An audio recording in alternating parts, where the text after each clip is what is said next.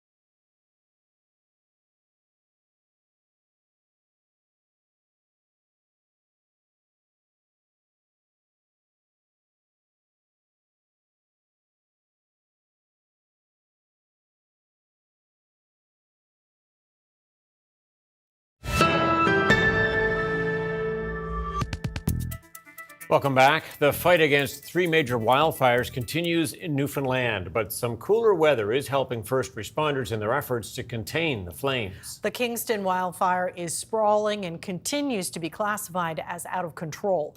In a provincial update Monday, officials said fire remains at 9,850 hectares, but good progress was made on it over the weekend. In the forecast for all 3 fires is high teen temperatures and, of course, our favorite weather condition now, rain. I can say that after this weekend, we're very hopeful that we've turned the corner on these 3 fires. But it is important to note that all 3 are still classified as being out of control. The Paddy's Pond fire has not grown and remains at 318 hectares. That fire has been nearly completely surrounded by hoses. Hogan says there was limited fire activity over the weekend at the Martin Lake wildfire, which is now 1,770 hectares. The province's justice minister says so far more than 6,000 evacuees have registered with the Red Cross. Meanwhile, officials in New Brunswick say the largest fire in the region near Miramichi has now been contained. But they warn the province is still dealing with 36 active fires, 6 of which are out of control. Today, the province's Minister of Natural Resources credited firefighting teams for helping reduce the spread of wildfires. The largest fire that has seized the attention of the Department of Natural Resources, moreover, I think all New Brunswickers, was deemed contained around 9:30 this morning. That is a result of the extraordinary leadership of our firefighting team that we have within DNR. Is that we got a little bit of good fortune over the course of the weekend with some rain. 40 firefighters from Ontario arrived in New Brunswick today and have been directed to Beaver Lake Stream. That fire is estimated to be around 650 hectares and remains out of control. There are no evacuation orders in place anywhere in the province, but residents living in areas close to wildfire activity are advised to be prepared to leave on short notice. In another part of the world, Spain has dispatched about 500 more troops to help fight wildfires raging across that country. That brings the total number of troops to just under 2,000. So far, 4 people have died as a result of the fires, including 1 firefighter. About 20 major wildfires are now burning in Spain due to a scorching heat wave. This year alone, about 3,430 square kilometers have been burned there. That is almost double the amount from last year. Fires are now burning in many countries across southern Europe. Flash floods have killed more than 300 people in southwestern Pakistan. Heavy rain forced the suspension of rescue and relief work for several hours. Residents fled to higher ground after a water channel flooded.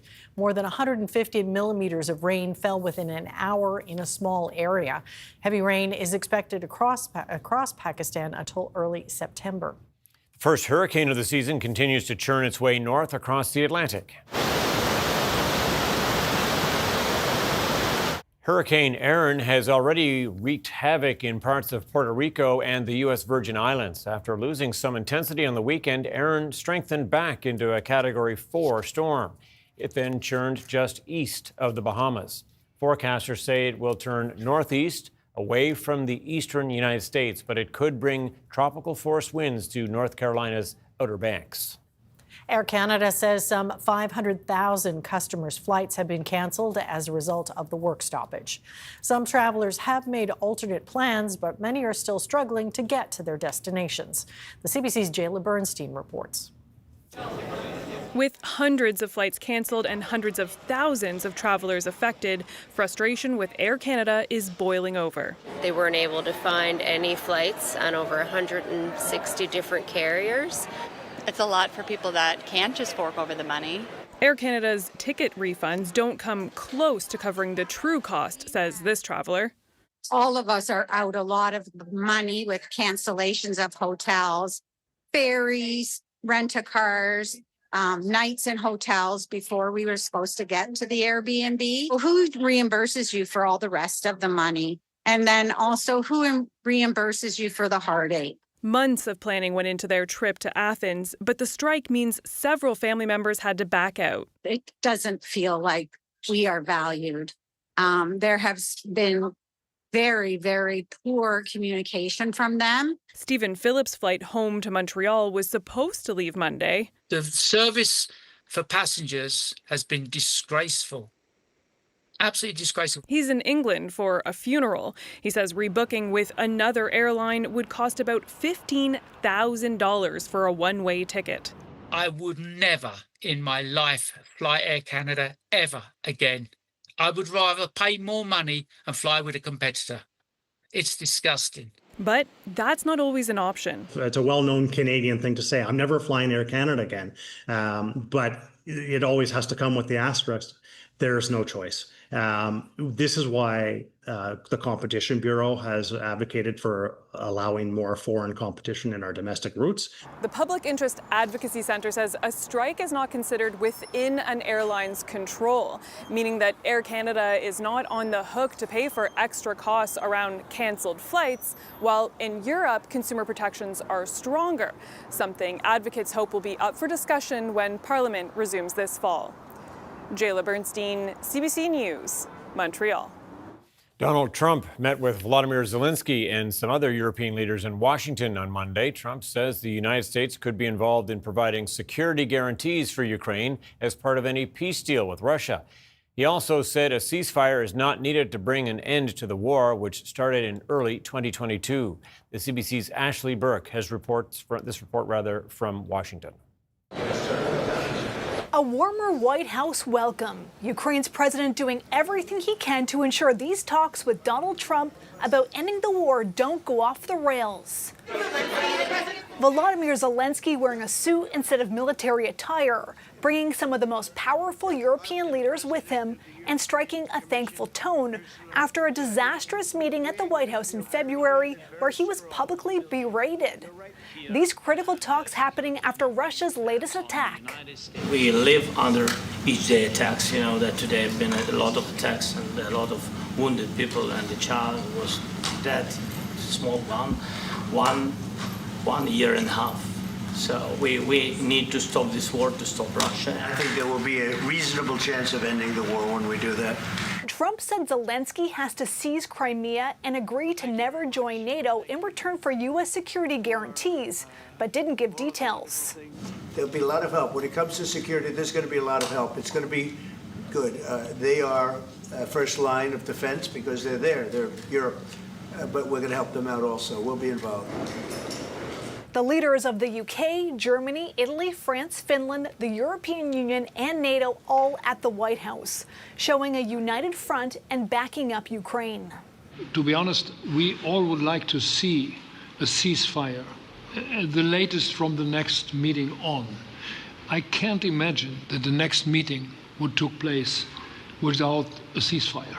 So let's work on that. We're going to let the president go over and talk to the president, and we'll see how that works out. And if we can do that, I will say, and again, I say it, in the 6 wars that I've settled, I haven't had a ceasefire. Trump went into his meeting with Russia's president on Friday saying his focus was on getting Putin to agree to a ceasefire, but he left without that agreement, and today repeatedly suggested that it's no longer a priority, and he thinks he can end the war without it. Trump says he'll be calling Putin to share what happened today and wants to set up a trilateral meeting with Putin and Zelenskyy next. Ashley Burke, CBC News, Washington. Talks at the UN in Geneva aimed at reducing plastic pollution have collapsed. Nearly 100 countries had hoped to negotiate a treaty. Jennifer Yoon explains. Plastic pollution is in landfills, oceans, even our bodies. But at the United Nations, another attempt to curb plastic waste has failed, with countries clearly divided. It is so decided. 3 years ago, diplomats agreed to create a legally binding treaty to end plastic pollution. But 6 rounds of negotiations later, optimism is fading. A treaty without production measures will be built on sand. The majority of countries gathered, including Canada, want a cap on plastic production. But oil and gas nations like Saudi Arabia and the United States blocked that. Most plastics are created from fossil fuels. The discussion did not include recycling and waste management. They want to focus on better design and recycling instead, despite only 9% of plastics being recycled globally, according to researchers. I'm angry because a small handful of oil-producing countries have blocked a treaty, says France's Minister for Energy Transition. Environmental groups are upset, too. Consensus is dead. Every day we fail to agree an effective treaty, more people are suffering. It's been found in the blood, in the lungs, in the heart. Scientists have found microplastics throughout the human body, and they're just discovering how harmful it is for human health. I don't think there's any question that these are having effects on our body, immunologically, etc. The chemicals companies add to plastics to make them softer, colorful, or more flexible are also linked to health problems. 10 to 15% of cardiovascular disease can be attributable to plastics exposure. It's unclear what comes next in the talks. They may resume in yet another session. Canada says it supports that. Some suggest the countries that want to cap new plastic production may break off and try to do so on their own. Jennifer Yoon, CBC News, Toronto. Saskatchewan is committing to coal-powered electricity for decades to come. The move defies federal regulations and a general move away from coal. But it is giving residents of a community in the southeastern corner of the province a new lease on life. The CBC's Alexander Silberman reports. Estevan, Saskatchewan, a small prairie city where coal has powered the local economy for more than a century. 1,000 jobs rely on 2 coal-fired power plants and a mine. It's in our livelihoods, it's in our DNA. The mayor says some were concerned the thriving community could be turned into a ghost town by a looming federal deadline to phase out the fossil fuel by 2030. It would have definitely hurt, it would definitely hit. You're looking at losing a third of your population. Yeah, there was no optimism on the horizon.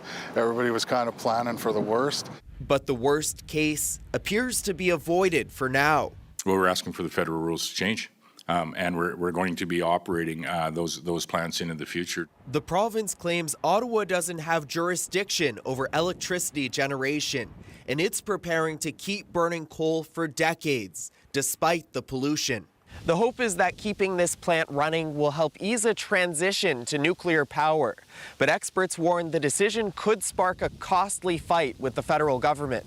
There was a plan, and now we have this possibility of wasting a lot of money to switch horses midstream to go with reinvesting in what is an outdated technology. An environmental group is already challenging the plan to burn coal in court. Is there a risk here? There's always a risk when you're going against, federal or any government. I worry more about having our reliable power, which keeps us safe, shut off without replacing it with someone. For now, it's a relief. Estevan went from 400 houses for sale to 50. It's so nice that they'll be keeping their jobs, and it's been around forever, and I'm glad it's staying. It all means Saskatchewan could soon be one of the last places in Canada to burn coal, investing in the fossil fuel at a time when the rest of the world is leaving it behind.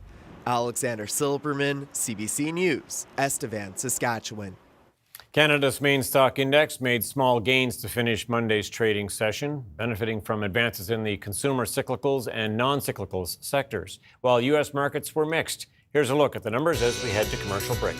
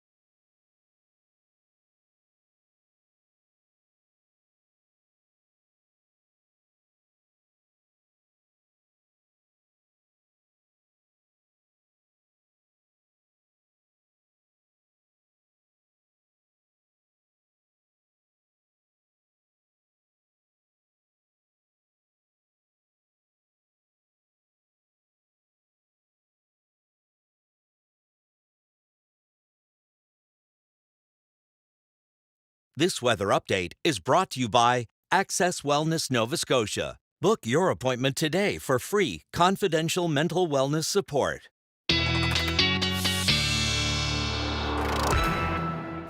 And Jay is back with one last look at the weather. How's it looking there, Jay? Anything for the 24-hour period? What should we have in mind? Well, cooler temperatures, namely tonight, early tomorrow morning. I mean, if it feels more like we're in late September than late August, I wouldn't blame you. Into the morning temperatures anyway. Just be mindful if you plan on sleeping with a window open tonight. Maybe a bit too cool come early Tuesday morning. But it is pretty calm conditions. Certainly that wind still blustery. It will continue to ease tonight and tomorrow under a clear sky with I don't want to say a light wind. It's still breezy, but there will be some cooler temperatures in place. We will start out the day at least on a mainly sunny note. You may see some clouds developing into the early morning hours down for the South Shore region into Yarmouth, for example. And you're likely to see some showers tapering off a few hours past midnight. For eastern areas, should be clear, though, by tomorrow morning up into Cape Breton for that eastern shower chance. And then into the afternoon, we see a few passing clouds developing, but this really isn't going to block too much of that sun tomorrow. It's not until we get into Wednesday that we start to see some more widespread cloud cover developing. This will be beneficial. It's not rain, but it does mean less sun on the dry vegetation, which is a good thing. And I still expect some breaks of sunshine peeking through. Temperatures still smidge below where they should be for this time of year, even into your Wednesday. Likely cooler than normal, so seasonal to below seasonal through the week into the weekend. So some good news there. Would like to see some more rain building in the forecast, aside from maybe a spotty shower up into more western areas late in the day on Wednesday. I think it's not until we get into Sunday night, Monday, that we see another chance for some more significant wet weather. As for tonight, though, that wind continues to ease by tomorrow morning. That wind from the northwest, 10 to 20 kilometers per hour, mainly sunny sky. Temperatures will top out into the 19 to 22 degree range across the province. HRM, no exception. Becomes a little bit blustery. Some clouds developing mid to late afternoon. Still a decent amount of sunshine and not nearly as windy as what folks were contending with for today. Okay. All right. There you have it. Thanks so much, Jay. Thank you, Jay. Anytime.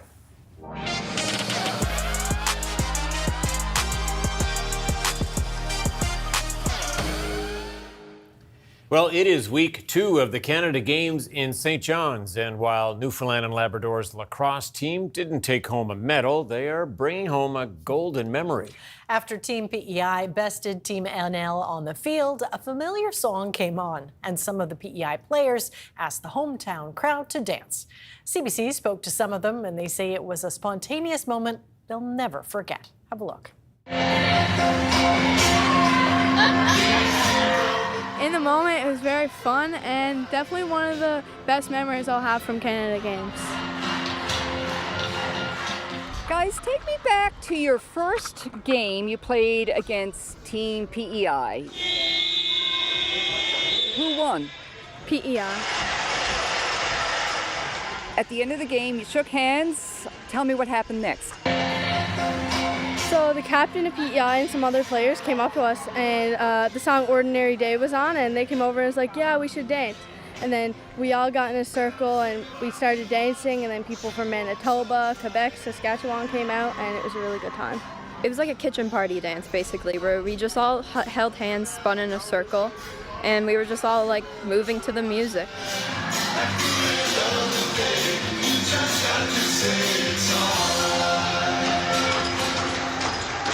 You knew that you were going to play Team PEI again today. What was the plan about dancing after this game? I don't think we intended or had a plan on dancing, but after the game, it was a big moment. It was our last game, and the PEI girls came over and we all just started dancing again. It kind of happened so quickly. Yeah, I agree. Like, there wasn't really a plan to it. I think, we really enjoyed it the first time, so we decided to do it again. I heard there were some tears. Oh yeah, a lot of tears. But it was the end of our games, so it was very, very emotional, yeah.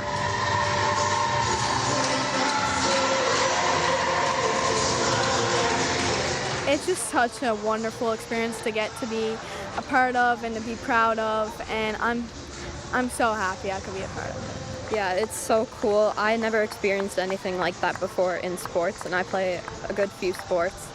And no, it was definitely a memory to last a lifetime.